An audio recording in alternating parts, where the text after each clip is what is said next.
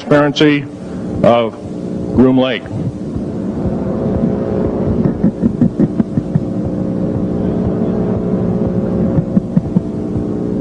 Groom Lake is where the infamous Area 51, S4, S2, a CIA base, it was originally a bombing range, a nuclear test site. It was later become the most secret base in the United States. It employs over 18,000 workers who work in shifts of 12 hours at a whack. Most of them work in the cover of darkness, like us. We built 9 underground military bases there, each with an average capacity capable of basically a city underground, roughly 4¼ cubic miles hollowed out underground. They have boring machines, for instance. They don't bore, they literally vitrify and melt the rock, deflagrate the rock. It's a very sophisticated laser melting and deflagrating system.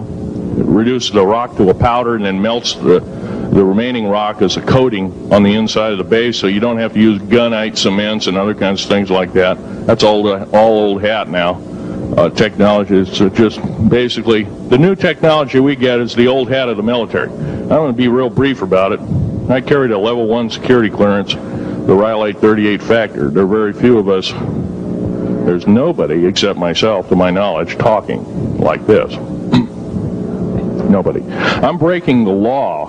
I'm breaking world as well as federal law, coming out and even talking about this to a group of people. I love my country more than I love my life. 2 weeks ago, I was shot in the shoulder.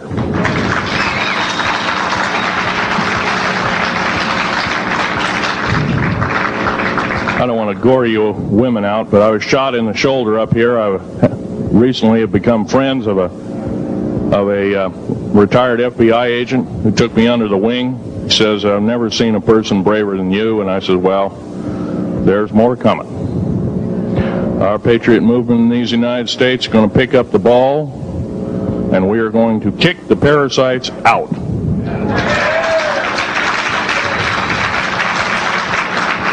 First of all, George Washington and Thomas Jefferson, a few other founding fathers, Patrick Henry to mention a few, all had visions that these United States is going to live 700 years from where they were standing, and that was somewhere around the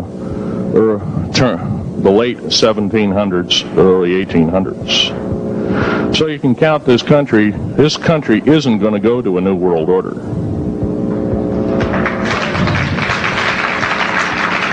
I believe firmly in constitutional law. I'm not very well skilled in it, and that's my embarrassment. But I'm going to be real blunt about it. The government that is now instilled in ruling over us are ruling as we're serfs and they're the kings and queens. Now, that's a feudal system. That isn't even a democracy. We are now being ruled by an autocracy and a technocracy. In other words, technical knowledge as rules as king, with a feudal type system. Feudal systems haven't been used in the last 350 years, and they're coming back like gangbusters. If we are complacent, if we do not speak out in droves, and I'm not just talking about me, I'm talking about a bunch of us getting together and getting on this stump and loving our country more than we love our lives, getting on, some of us are going to get killed. I almost got killed a couple of weeks ago. Hadn't been for an FBI, a retired FBI man who risked his life, his career, everything, put it all on the line, and he didn't know me from Adam.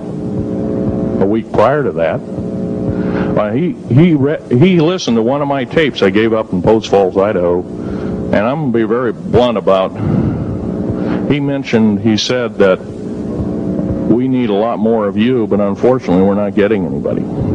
Well, I'm not the best speaker in the world, but I'm trying to relay to you that we need to get out and seriously get the message out. These shows are great.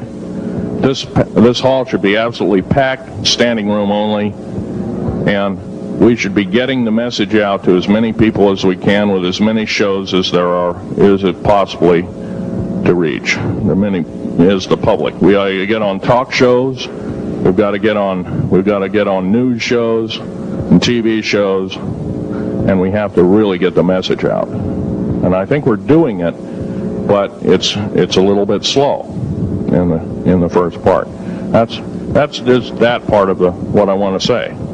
In working with the black projects, I was very loyal. I was picked because I was very strong mentally. There's a bunch of us that were picked because we don't crack under pressure. We don't freak under pressure, so to speak. Everyday events don't bother us. Now, I was involved in something very controversial, almost totally unbelievable to most of you. Some of you are religious people. I think all religions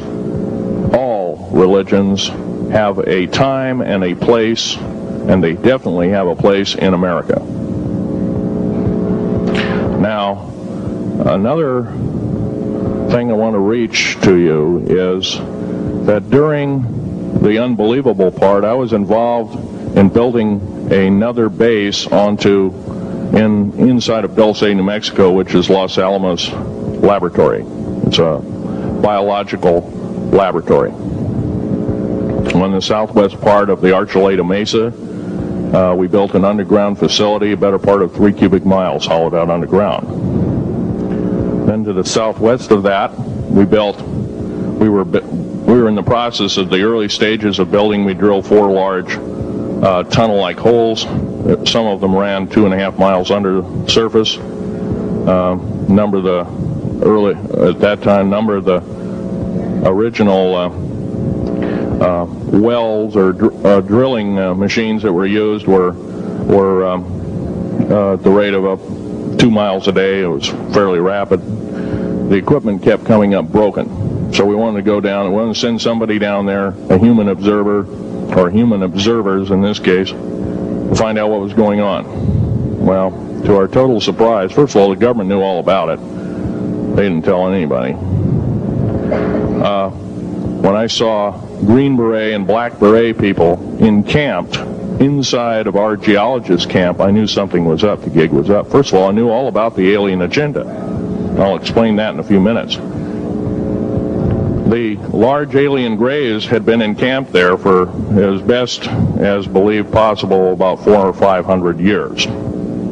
Had been one of their internal bases. And we drilled holes right on top of it. All the stinking air, all the black sooty air came right out as soon as the first hole was sunk, and all this soot came up, and well, that's when all the hell broke loose, really, all it started.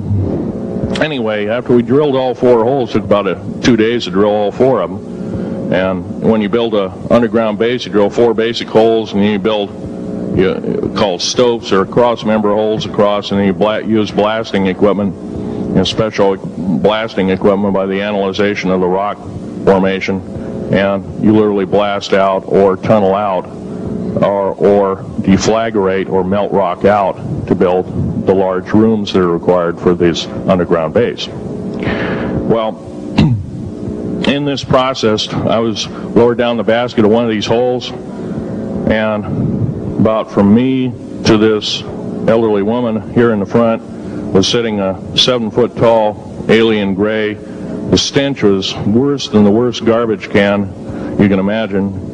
The entity was absolutely horrible. I didn't waste any time. I reached for my pistol. At that time, as an engineer, I didn't have time to carry all the folderol of one of these big submachine guns that all the sea spray and the yellow fruit and all the outer perimeter and inner perimeter security people carried. I carried a little Walther PPK pistol with a 9-shot clip. This was in late August of 1979. Now, you got a regular suit of clothes, you got a regular clothes on, plus you're in almost like a spacesuit environment, and you're reaching for a gun. It's not the easiest thing to do, and then to pop a clip in it and start shooting. And I killed 2 of them. Yes, they're mortal and they do die.